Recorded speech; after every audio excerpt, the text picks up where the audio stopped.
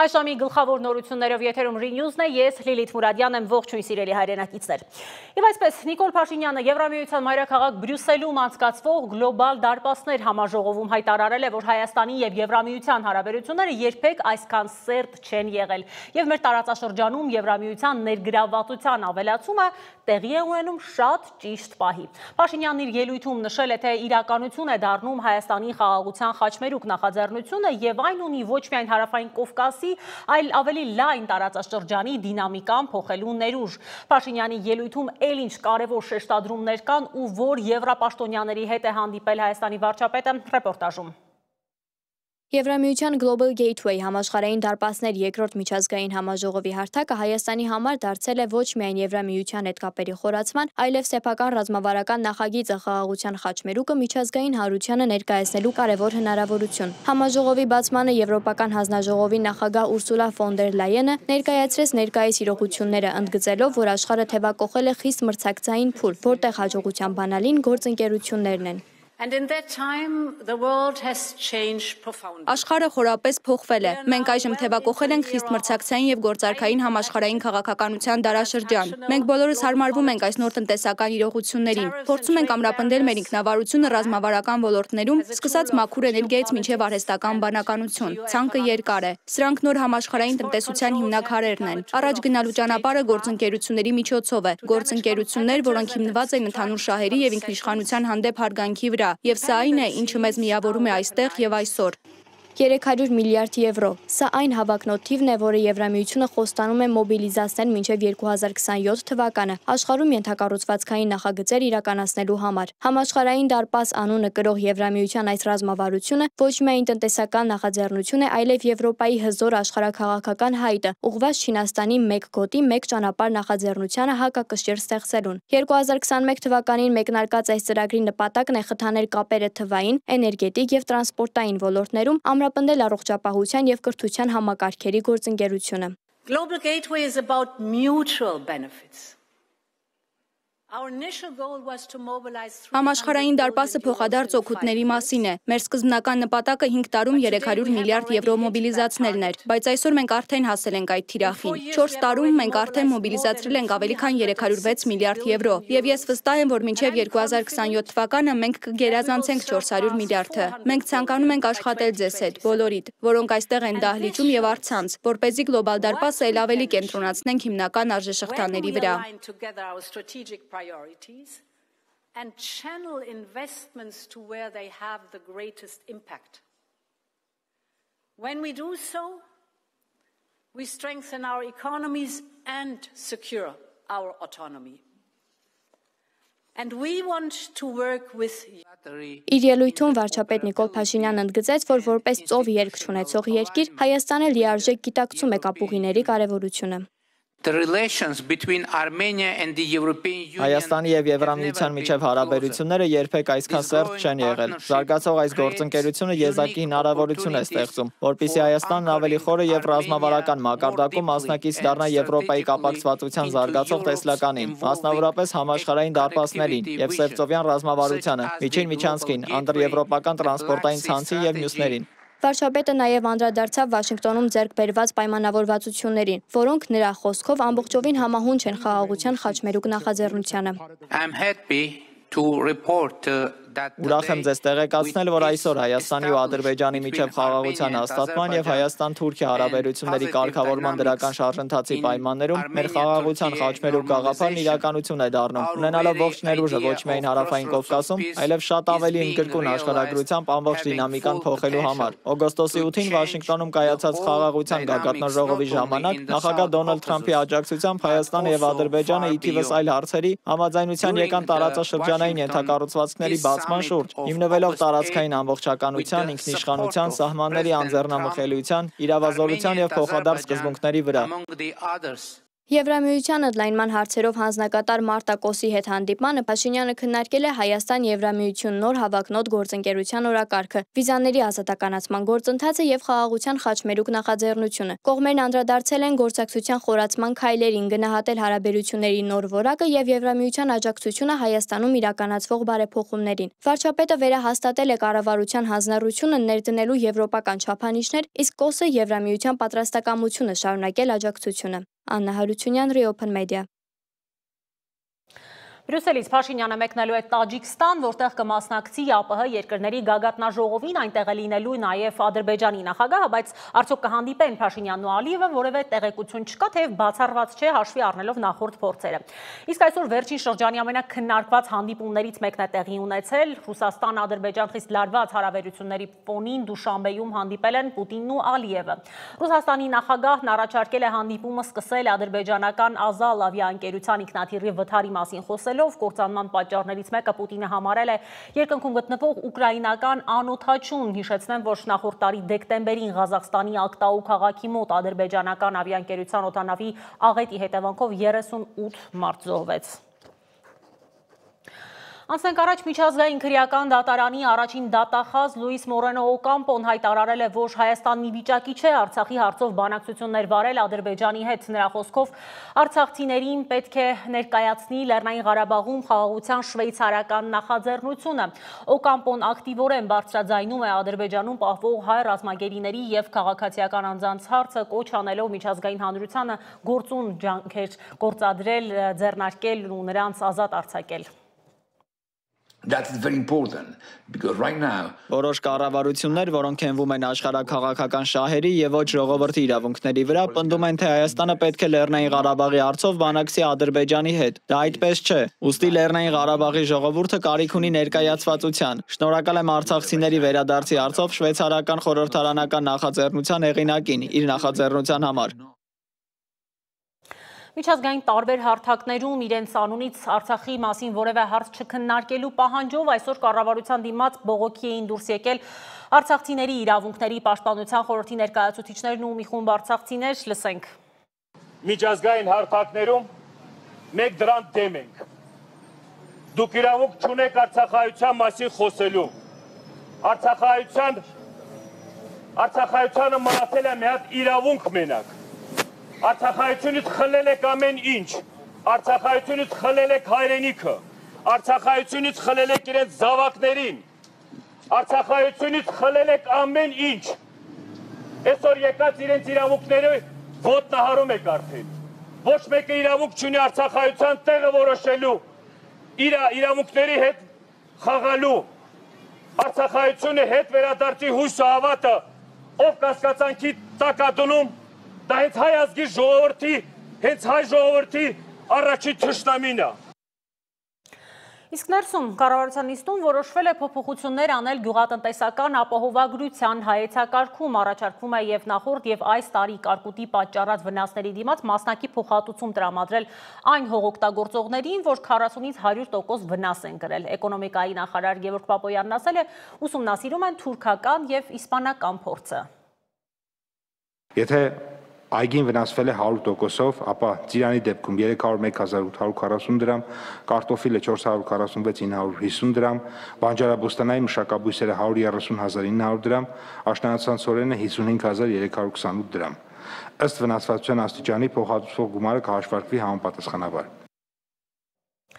Անցնենք առաջ եկող տարվա խորհրդարանական ընտրություններին իր ղեկավարած միասնության թևեր նախաձեռնությամբ ներկայանալու մասին է այսօր հայտարարել Մարդու իրավունքների նախկին պաշտպան Արման Թաթոյանը։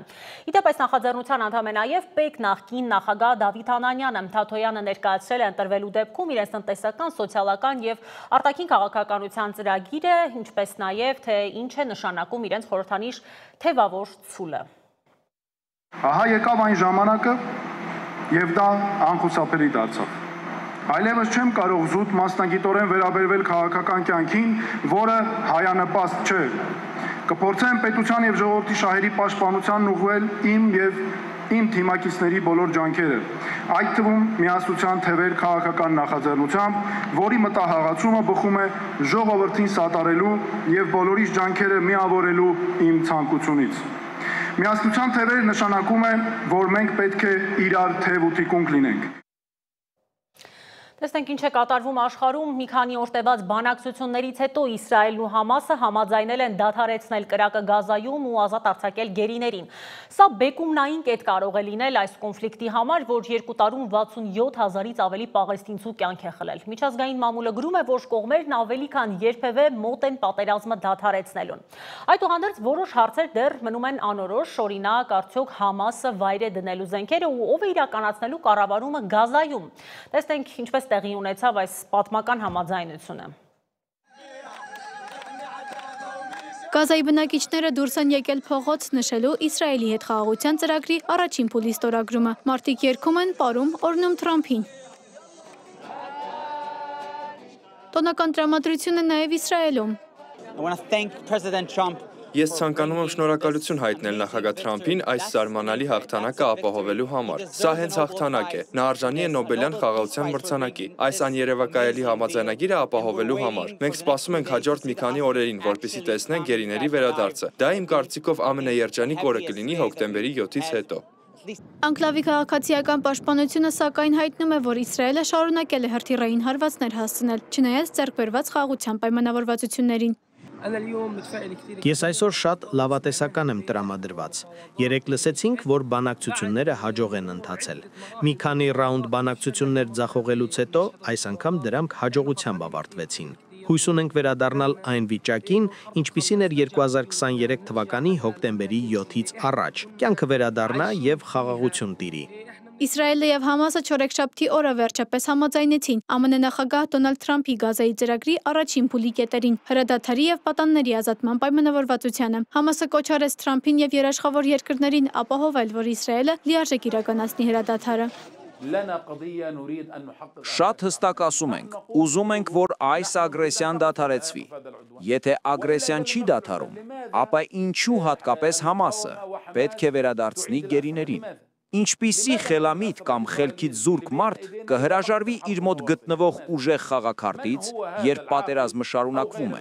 Առայժմ հստակ չէ, թե ով է ղեկավարելու Գազան պատերազմի ավարտից հետո։ Թրամփի նախնական 20 կետից բաղկացած ծրագիրը նախատեսում է պաղեստինյան իշխանության մասնակցություն, սակայն միայն այն դեպքում, եթե կառույցը ենթարկվի լուրջ բարեփոխումների։ Օրեր առաջ ամերիկյան մամուլում շրջանառվում էր Մեծ Բրիտանիայի նախկին վարչապետ Թոնի Բլերի անունը որպես Գազայի ժամանակավոր կառավարիչ։ Հրադադարի պայմանագրի ստորագրումից առաջ Շարմ էլ-Շեյխում հանդիպել են Եգիպտոսի, Քաթարի, Թուրքիայի եւ Համասի պատվիրակությունները։ Իսրայելի վարչապետ Բենյամին Նեթանյահուն պաղեստինյան Համաս շարժման հետ պատաններին ազատ արձակելու վերաբերյալ համաձայնության գալուց հետո զրուցել է Դոնալդ Թրամփի հետ, հրավիրելով նրան ելույթ ունենալ Քնեսեթում։ 2023-ի հոկտեմբերի 7-ին Համասի զինյալները առևանգել են 251 հոգու։ Մի մասին ողջ կամ մեռած փոխանակել են իրենց բանտարկյալների հետ կամ ժամանակավոր հրադադարի դիմաց։ Այժմ նրանց ձեռքում մնացել է 48 պատանդ, որոնցից ենթադրաբար ողջ են 28-ը։ Արդեն 2 տարի գերության մեջ, 2 տարի սովի մեջ, առանց սննդի, առանց ջրի, առանց վիտամինների, առանց բժշկական հսկողության, ամենօրյա նվաստացումներ ամբողջ օրը։ Ես վստահ եմ, որ մենք նրան հետ կբերենք, եւ մեզ սպասում է դժվար աշխատանք,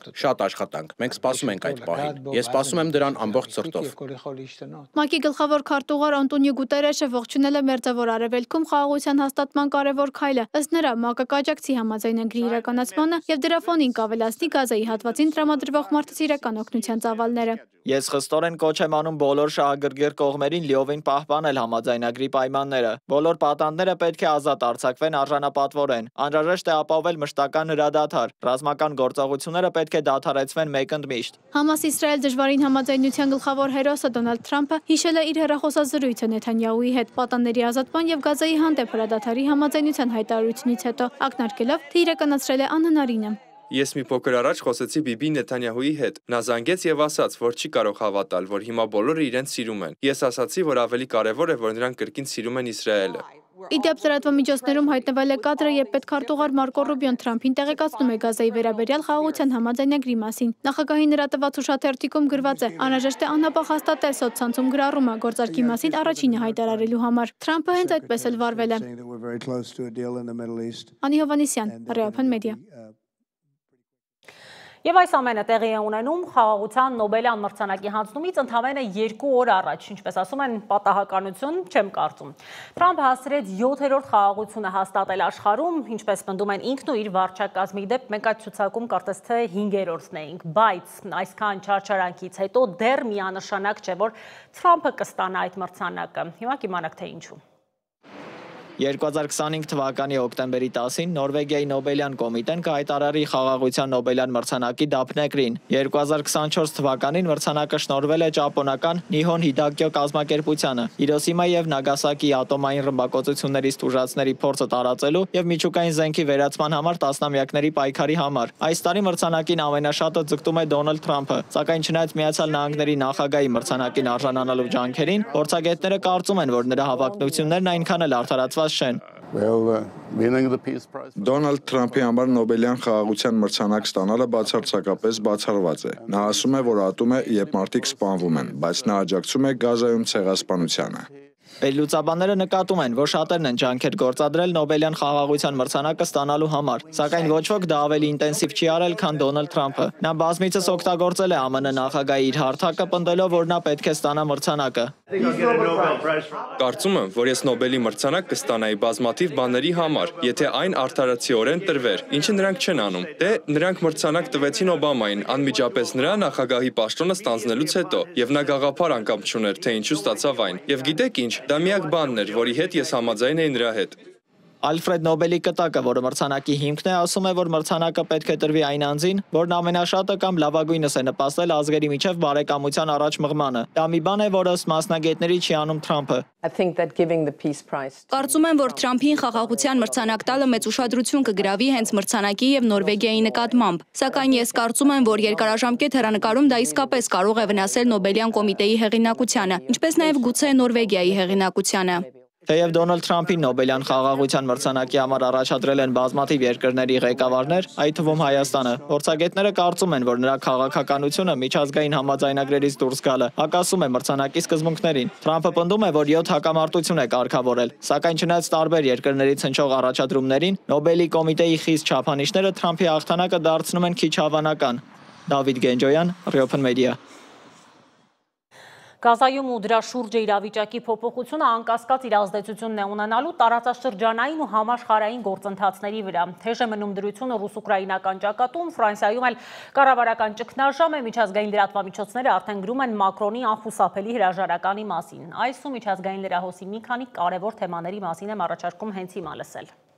Ռուսաստանը հայտարարել է Զապորոժիեի մարզում մեկ բնակավայրի գրավման եւ Ուկրաինայի ռազմական օբյեկտներին, ներառյալ էներգակայաններին եւ առելիքի պայեսներին հարվածներ հասցնելու մասին։ Ուկրաինայի զինված ուժերի գլխավոր շտաբը հայտնել է, որ անցած օրվա ընթացքում ճակատներում տեղի են ունեցել 200 մարտական բախում։ Ուկրաինայի օդային ուժերն ու հրթիռային ստորաբաժանումները խոցել են ռուսական անձնակազմի եւ տեխնիկայի կենտրոնացման վայրեր։ Նախագահ Վոլոդիմիր Զելենսկին ընդգծել է, որ ուկրաինական զորքերը հակահարձակումներ են իրականացում Դոբրոպոլիայի եւ Պոկրովսկի ուղղություններով։ Միաժամանակ պաշտպանվելով Կուպյանսկի եւ Նովոպավլիվկայի դիրքերը։ Գիշերը ուկրաինական անօդաչու թռչող սարքերը զանգվածաբար հարձակվել են Վոլգոգրադի մարզի վառելիքաէներգետիկ համալիր օբյեկտների վրա, որտեղ հրթիռներ են բռնկվել։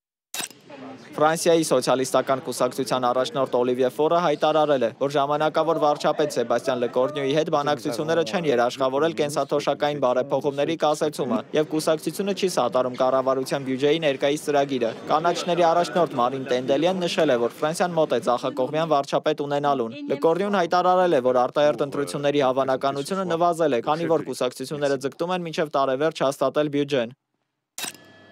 Չիկագոյում ցուցարարները դուրս են եկել փողոցներ բողոքելու ազգային գվարդիայի զորքերի տեղակայման դեմ, որը նախագահ Դոնալդ Թրամփի հրամանով է ուղարկվել, չնայած Չիկագոյի քաղաքապետի եւ Իլինոյսի նահանգապետի առարկություններին, որոնք դատապարտել են քաղաքի ռազմականացումը։ Թրամփը կոչ է արել բանտարկել քաղաքապետ Բրենթոն Ջոնսոնին եւ նահանգապետ Ջեյբի Փրիսքերին, որոնք ընդդիմանում են նրա միգրացիայի քաղաքականությանը եւ զորքերի տեղակայմանը։ Չնայած Թրամփի վարչակազմի պնդումներին, Չիկագոյում եւ Պորտլենդում փողոքի ցույցերը մեծամասամբ խաղաղ են եղել եւ սահմանափակ մասշտաբով։ Հերու Թրամփին նկարագրած պատերազմական գոտու դրությունից։ Թուրքիայի արտգործնախարար Հական Ֆիդանը պահանջել է, որ Սիրիայի քրդական դեմոկրատական ուժերը հրաժարվեն անջատողական օրակարգից Սիրիայի կառավարության հետ հաշտություն հաստատելուց հետո։ Նա հայտնել է, որ Գազայում հաշտության բանակցությունները Եգիպտոսում, որոնց մասնակցում է Թուրքիան, զգալի առաջընթաց են գրանցել։ Բանակցությունները կենտրոնացած են հաշտության, գերիների փոխանակման եւ Իսրայելի զորքերի դուրսբերման ժամանակացույցի վրա։ Վենեսուելայի ազգային ժողովի նախագահ Խորխե Ռոդրիգեսը հայտարարել է, որ Միացյալ Նահանգների դեսպանատան վրա հարձակման ենթադրյալ պլանը, որը բացահայտել է իրենց կառավարությունը, նպատակ է ունեցել ռեժիմի փոփոխության պատրվակ ծառայել։ Վենեսուելայի պաշտպանության նախարար Վլադիմիր Պադրինո Լոպեսը զգուշացրել է Միացյալ Նահանգների հնարավոր ռազմական գործողությունների մասին, կոչ անելով ժողովրդին պատրաստվել պատերազմի, միաժամանակ մեղադրելով Վաշինգտոնին ռազմամոլ վարքագծի համար։ Դավիթ Գենջոյան, Open Media։ Սիրելի հայրենակիցներ, այս ժամի լրահոսից այսքանը, գլխավոր թողարկմամբ կհանդիպենք 20:00-ին, մինչ այդ ժամը։